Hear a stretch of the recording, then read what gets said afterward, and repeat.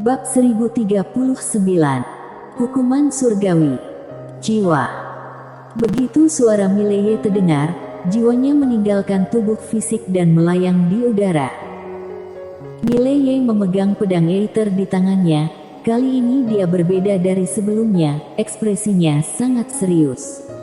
Jelas, di mata semua orang, jiwa ini bukanlah keahliannya. Pada saat ini, Dikawu di samping tiba-tiba berkata, "Nak, kamu bisa memilih untuk tidak setuju. Jika aku ingin membawamu pergi, Master Tao tidak bisa menghentikanku." Dari kejauhan, Putra Surgawi tertawa dan berkata, "Senior benar, tapi apakah senior bisa menjaga sekte abjad kuno dan sekolah tinggi dimensi luas?" Dikawu terdiam. Dia bisa menahan Mileye sendirian, tapi dia tidak bisa melindungi sekolah tinggi dimensi luas dan sekte abjad kuno. Jika seorang master seperti Vincent Leon menargetkan kedua kekuatan ini, dia tidak berdaya. Lagi pula, tidak mungkin dia melindungi kedua kekuatan ini sepanjang waktu. Putra Surgawi menatap Mileye dan berkata sambil tersenyum, "Mileye, jangan marah. Kita bertarung dengan adil, jangan khawatir, aku tidak akan menggunakan benda asing." Mileye hendak berbicara, ketika Dikawu tiba-tiba berkata, "Mileye, kamu harus berpikir jernih." Mileye menatap Dikawu dan menggelengkan kepalanya. Sebagai orang pilihan surgawi, dia sangat tercela, "Aku tidak punya pilihan." Dikawu ragu-ragu sejenak, lalu berkata, "Jika kamu bisa hidup, kamu akan mencapai lebih tinggi dari dia di masa depan." Harus mengatakan bahwa evaluasi ini sangat tinggi. Tahukah kamu, Putra Surgawi ini adalah orang pilihan surgawi? Mileye tersenyum dan berkata, "Senior, bisakah kamu mengabaikan orang-orangmu?" Setelah mendengarnya, Dikawu mengerti maksud dari Mileye. Mileye menoleh ke Putra Surgawi, "Ayo." Saat dia berbicara, dia memegang pedang Aether dengan erat dengan tangan kanannya, dan jiwa pedang yang kuat terus terombang-ambing dari tubuhnya. Namun, dibandingkan sebelumnya, jiwa pedang ini jauh lebih lemah. Di kejauhan, sudut mulut Putra Surgawi sedikit terangkat, dan hendak bergerak. Pada saat itu Vincent Leon di sampingnya tiba-tiba berkata, "Hati-hati." Putra Surgawi berkata sambil tersenyum, "Guru, jangan khawatir, aku tahu betul." Setelah selesai berbicara, jiwanya melayang ke Mileye, menatap Mileye, dan dia berkata sambil tersenyum, "Mileye, aku ingin melihat tanpa dua pertahanan itu." Pada saat ini, Mileye tiba-tiba meraung, tercela dan tidak tahu malu, "Berikan nyawamu." Setelah berbicara, dia bergegas menuju Putra Surgawi dengan pedang Aether di tangannya. Saat ini, jiwa Putra Surgawi tiba-tiba menjadi tidak nyata. Bang! Sebelum semua orang bisa bereaksi, Mileye diterbangkan oleh kekuatan misterius. Penerbangan ini menempuh jarak ratusan kaki. Tidak hanya itu, jiwa Mileye juga sedikit ilusi. Mileye menatap Putra Surgawi. Pada saat ini, Dikawu di kejauhan tiba-tiba berkata, "Ini adalah seni jiwa yang agung. Itu diciptakan oleh Master Tao Lestari Lin pertama dari pelindung Tao. Jiwa dan pedangnya tidak bisa menyakitinya sama sekali." Wajah Mileye sedikit suram. Putra Surgawi menatap Mileye dan berkata sambil tersenyum, "Master sejati haruslah memiliki tubuh fisik sekuat jiwa, Mileye, kamu." Saat ini, Mileye tiba-tiba berubah menjadi pedang cahaya dan menghilang di tempat. Pedang ini sangat cepat. Tapi mata Putra Surgawi memancarkan secercah penghinaan. Jika Mileye tidak menggunakan jiwanya untuk melawannya, dia masih akan sedikit takut. Tetapi, dengan jiwa yang murni, Mileye benar-benar terlalu lemah. Dengan lambaian tangan kanan Putra Surgawi, kekuatan jiwa yang dahsyat menyapu, Mileye terhempas sebelum mendekatinya. Setelah Mileye berhenti, wajahnya menjadi lebih serius. Putra surgawi menatap Mileye dengan senyum tenang di wajahnya, hendak berbicara ketika Mileye tiba-tiba meraung, "Aku akan bertarung habis-habisan denganmu." Setelah berbicara, dia bergegas maju lagi. Pedang ini lebih cepat dari sebelumnya. Namun, di mata putra surgawi, pedang ini masih sangat lemah. Putra surgawi hendak menyerang, saat ini pedang di tangan Mileye tiba-tiba berubah menjadi pedang penakluk jiwa. Saat dia berubah menjadi pedang penakluk jiwa, wajah Vincent Leon tidak jauh berubah drastis. Dia langsung menembak, dan saat dia menembak, Dikawu menembak tiba-tiba. Bang! Sebuah ledakan tiba-tiba bergema. Di kejauhan, ketika putra surgawi melihat pedang penakluk jiwa di tangan Mileye, ekspresinya langsung berubah. Pada saat itu dia ingin mundur, tetapi dia baru saja menyerang, jadi dia kebingungan bagaimana caranya berhenti. Dia tahu betul kalau dia berhenti sekarang, dia pasti akan mati, dan satu-satunya cara untuk bertahan hidup adalah dengan memblokir pedang Mileye. Putra surgawi tidak berhenti, dia meraung keras.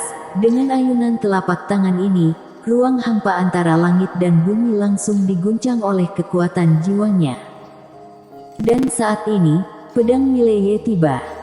Jelek. Suara robek tiba-tiba bergema dari lapangan. Segera, lapangan menjadi tenang. Di kejauhan Vincent Leon dan Dikawu juga ikut berhenti. Vincent Leon menengok ke kanan, di mana sebilah pedang tertancap di antara kedua alis putra surgawi. Pedang penakluk jiwa. Pada saat ini, jiwa putra surgawi tertahan oleh kekuatan misterius. Tidak hanya itu, jiwanya menghilang sedikit demi sedikit. Melihat pemandangan ini, Vincent Leon perlahan menutup matanya. Dia tahu itu sudah terlambat. Di depan Mileye, putra surgawi menatap Mileye. "Sebenarnya kamu sangat ingin aku melawanmu dengan jiwaku, kan?" Mileye tersenyum dan berkata, "Tebakanmu benar." Putra surgawi hendak berbicara ketika Mileye tiba-tiba berkata, "Bisakah kamu mati dengan cepat?" Setelah berbicara, dia mengambil pedang dan memotongnya. Jelek. Jiwa putra surgawi langsung terserap seluruhnya. Setelah menyerap jiwa putra surgawi, pedang penakluk jiwa bergetar hebat, kekuatan jiwa yang sakti terombang-ambing dari pedang tersebut. Dan pada saat ini, awan hitam tiba-tiba muncul di langit, dan kekuatan yang kuat tiba-tiba menyelimuti Mileye. Mileye sedikit mengernyit, dan dia menatap Vincent Leon. Pada saat ini, Dikawu tiba-tiba berkata, "Bukan dia." Mileye hendak berbicara ketika Vincent Leon berkata lagi, "Ini Tiandao." Mileye berkata, "Aku membunuh orang pilihan surgawi, jadi aku menyinggung Tiandao." Dikawu mengangguk, "Ya." Mileye memandang ke langit dan tersenyum, "Apakah Tiandao akan membunuhku?" Dikawu melihat awan hitam di langit, wajahnya murung, tidak tahu apa yang dia pikirkan. Dikabarkan bahwa Tiandao kuno telah tidur di sungai panjang sejarah. Jika Tiandao ini benar-benar muncul lagi. Dikawu memandangi awan hitam itu dengan sedikit kebingungan di matanya. Akankah Tiandao ini benar-benar muncul? Vincent Leon juga melihat ke awan hitam, dan dia juga ingin tahu apakah Tiandao ini akan muncul atau tidak.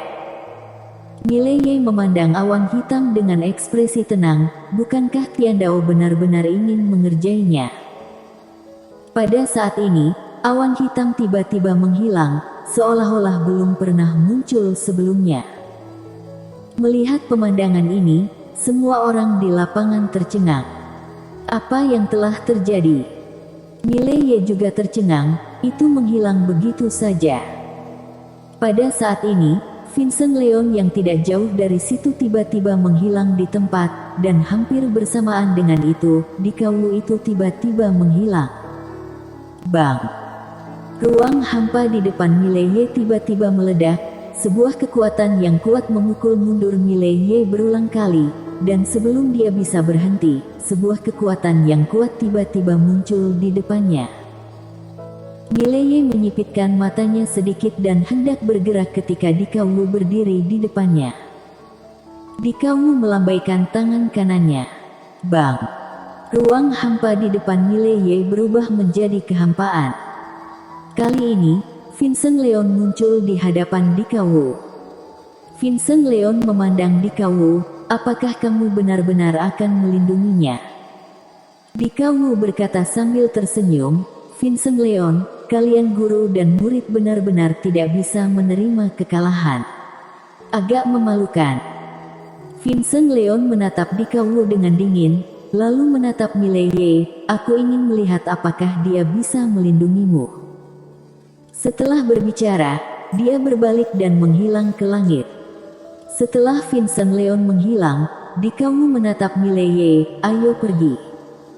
Mileye mengangguk. Begitu saja, Mileye pergi bersama Dikawu. Mileye mengikuti Dikawu ke kota iblis langit dari klan iblis jahat langit. Kota itu tidak setingkat dengan energi spiritual kota Tiandao. Di atas kota iblis langit, Dikawu menatap Mileye, apa tujuanmu datang ke Star Territory Tiandao ini? Mileye berkata, mencari masalah dengan pelindung Tao. Dikawu menggelengkan kepalanya. Mileye tersenyum dan berkata, senior tidak percaya. Dikawu berkata, tidak, menurutku kamu terlalu berani. Mileye berkata dengan lembut, senior, apakah kalian bisa mengalahkan kota Tiandao? Dikawu tiba-tiba berkata, jika kami bisa menghancurkan kota Tiandao, di mana posisimu? Mileye menatap Dikawu, kenapa senior bertanya seperti itu? Dikawu tertawa, kamu adalah manusia, kami adalah iblis langit. Mileye menggelengkan kepalanya, senior, apakah kamu hanya ingin menghancurkan kota Tiandao, atau kamu ingin mendominasi 5 dimensi? Dikawu tertawa, aku tidak bisa melakukannya. Saat dia mengatakan itu, dia melihat ke langit dan berkata dengan lembut, dunia terlalu kacau hari ini. Meskipun klan iblis jahat langit tidak lemah, itu masih jauh dari cukup untuk mendominasi 5 dimensi, terutama ketika begitu banyak master dari berbagai zaman berkumpul. Mileye menatap kota iblis langit, senior tahu bencana 5 dimensi. Dikawu mengangguk, tentu saja, jika perhitungannya benar, bencana 5 dimensi ini akan datang 9 tahun lagi. Mileye menatap Dikawu, kok klan iblis jahat langit bisa bertahan di bawah bencana 5 dimensi itu? Dikawu berkata dengan lembut, kami mengorbankan leluhur yang tak terhitung jumlahnya sebagai gantinya. Setelah mendengarnya, Mileye terdiam. Jelas, kekuatan yang mampu bertahan di bawah bencana 5 dimensi ini harus dibayar dengan harga yang sangat menyakitkan. Kali ini, Dikawu tiba-tiba berkata, apa rencanamu selanjutnya? Mileye menatap Dikawu, aku ingin tinggal di klan iblis jahat langit sebentar, senior tidak keberatan, kan?